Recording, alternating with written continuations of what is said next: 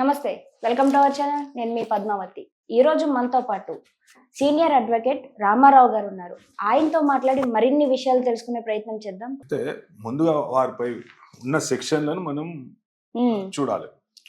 ఒకటి ఏంటంటే 105 ఏంది, ఇంతకు ముందు culpable homicide not amounting to murder అని ఒక కేసు ఇది ఉంటుండే, సెక్షన్ ఉంటుండే. Culpable homicide not amounting to murder అంటే నేరపూరిత ఉద్దేశంతో ఒక వ్యక్తి మృతికి తన నిర్లక్ష్యం ద్వారా కారణం కావడం అనేది సెక్షన్ చెప్తుంది.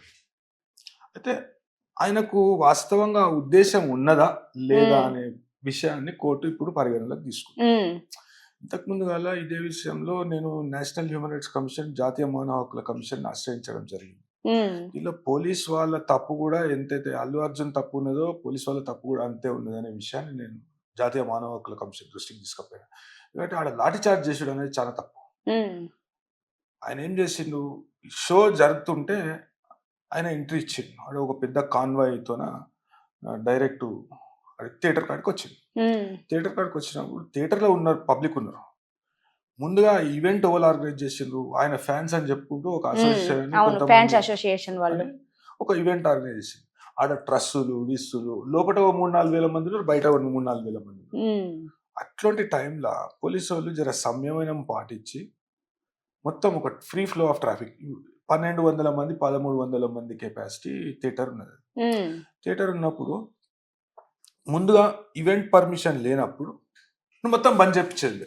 సరే నువ్వు బెనిఫిట్ షో చేసుకుంటారో చేసుకో, ఇవంతే మొత్తం ఆడ బ్యాండ్ కొట్టుకుంటా ఇది కొట్టుకుంటా డాన్సులు ఆడు జాతర అవుతుంది ఆయన అవన్నీ బంద్ చెప్పించి బయటకు పంపించేసేది.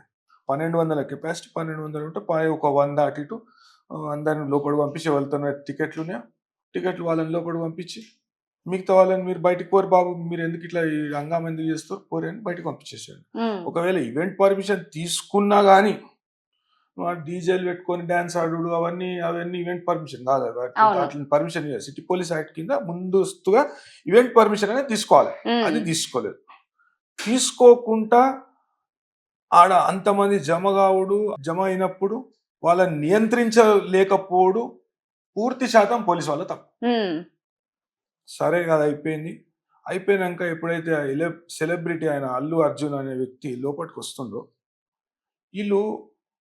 వీళ్ళ ఓవర్ యాక్షన్కు మీరు చూడవచ్చు, కొన్ని విజువల్లో చూపెట్టిరు. ఎట్లా పడితే అట్లా ఒక ఆయన అయితే లాఠీ తీసుకొని ఒక ట్రాఫిక్ కానిస్టేబుల్ లేకుంటే ఎస్ఐ జర లావు ఉన్నాడు, ఎట్లా పడితే అట్లా లాఠీతో కొడుతుండు. అవును, పోలీసులకు ఎందుకు ఆడేమన్నా law and order problem issue అయిందా అనే ఇష్యూ వచ్చిందా, లేకుంటే శాంతి భద్రతలకు సంబంధించిన ప్రాబ్లం ఏర్పడ్డదా? అసలు పోలీసులకి కామన్ పీపుల్స్ మీద లాఠీ చార్జ్ చేసే అవకాశం ఎక్కడ ఉంది? అసలు ఎప్పుడు చేసే అవకాశం ఉంటుంది? ఇలాంటి చిన్న చిన్న విషయాలుగా లేకుంటే ఎప్పుడు చేయవచ్చు అసలు పోలీసులు? లాఠీ చార్జ్ ఎప్పుడు చేస్తారంటే ఇక పూర్తి స్థాయిలో నియంత్రణ కోల్పోతున్నారు. అంటే మొత్తం ప్రభుత్వ ఆస్తుల మీద దాడి చేస్తున్నారు కొంతమంది ప్రజలు ఒక సమూహంగా ఏర్పడి. మొన్న 144 సెక్షన్ పెట్టారు సిటీ అంతటా. మీరు ఏమన్నా ఉంటే కొన్ని విజువల్స్ కూడా వస్తున్నాయి, లోపల పటాకులు కూడా కాల్చిరట. ఎంతమంది చచ్చిపోతుండే. ఎలక్ట్రిక్ క్రాకర్స్ ఏమో క్రాకర్స్ మొత్తం అంతా ఫైర్ వర్క్స్ డిస్ప్లే అవుతుంది. ఏంటది? అంటే మీకు కనీస బాధ్యత లేదా? మీకు పర్మిషన్ ఉన్నదా లేదా అని అనేది అడగాలి కదా. మీకు పర్మిషన్ తీసుకోకుంటే బంద్ చేపి ఈవెంట్ ఓన్ కోడ్ అయితే 1000 కోట్లు వస్తుంది, 500 కోట్లు వస్తుంది. ఏంది ఇవి?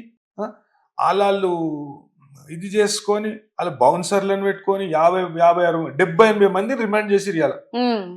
అదే ఇప్పుడు కనీస సామాజిక బాధ్యత లేకుండా అది ఏందండి కలకండం. అదేమన్నా దానికి ఓ ఎగ్జామ్షన్ ఇచ్చుడు, దానికి ఏంది 1000 రూపాయలు 1200 ఎగవాడు చూడు, దానికి అంత ప్రమోషనల్ ఈవెంట్లు ఏంది, లేకుంటే ఆ హైప్ ఏంది ఆ సినిమాకు.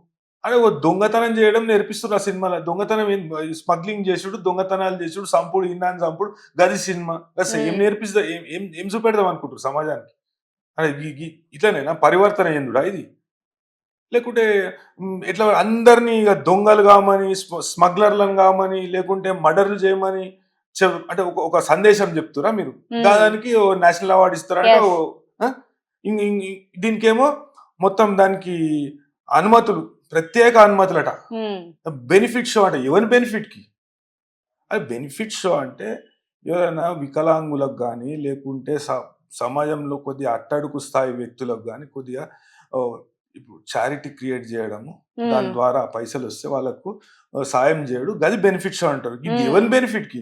ఓడోడు 1000 కోట్లు వస్తున్నాయి, ఓడు 500 కోట్లు వస్తున్నాయి, 700 కోట్లు వస్తున్నాయి, 300 కోట్లు వస్తున్నాయి, ఈ బెనిఫిట్ షోనా? ఎవరి బెనిఫిట్ కి? ఇట్లా ఇట్లా ఇట్లా తొక్కిసలాటలో చచ్చిపోవాలి, గది బెనిఫిట్.